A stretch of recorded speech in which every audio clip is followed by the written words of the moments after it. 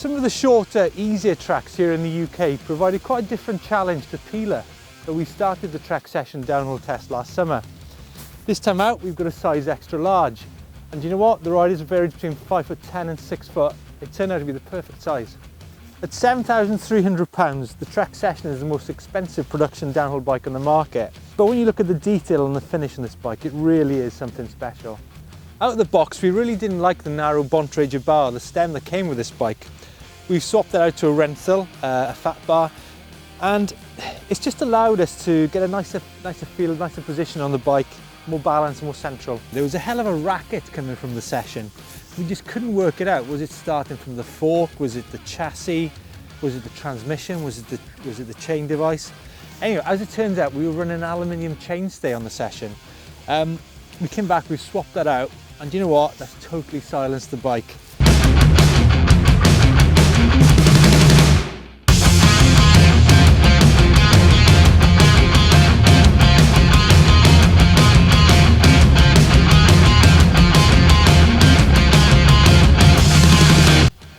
So you're getting the best suspension fork on the market with the Fox 40, and well, you're getting a rear suspension design that Trek have been working on for 10 years, and they've done a good job with it. So, well, like definitely the handlebars for me, because it was basically, I think, a mistake to put those bars on it. It's a bike that this transformed the bike, this handlebars.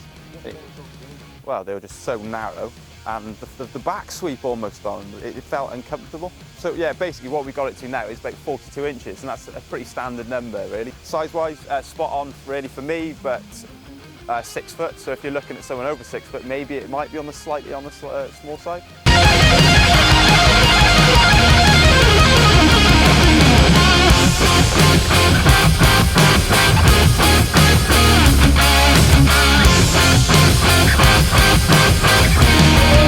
So what's the ride character of the session like then? Well, first and foremost, it's a really pacey bike. You know, it's no really surprise that it's one of the most successful downhill bikes ever. You can pick and place it really easily. The balance and the poise of it is incredible. What we did notice out in Peeler was the back end did step out a little bit on some of the faster corners. But now we're back on the carbon chainstay, there's definitely a little bit more life in the back end of the bike. I'm just looking here at some of the details we've picked up on the session over the last year or so. Saint brakes for starters. We didn't really like the old Saints out in the Alps. Definitely a bit of resistance in that lever, which became a bit tiring at the bottom with the longer runs. But new Saints, no problem at all. Top brake. Fox DHX2, yeah, that's an improvement over the old damper. But more importantly, the Fox 40. It's a great fork, and you know what, I think undoubtedly the best downhill fork of 2016, and you know, it just comes as standard on this session. I'd say I should bloody hope so for that friggin' money. With the Athertons now on Trek, obviously people are going to be making the comparison with the GT Fury. You know, the GT Fury is £2,000 less than the session, but it's a whole world different kind of level of finish on this session compared to the aluminium Fury. You know, that's what you're paying for.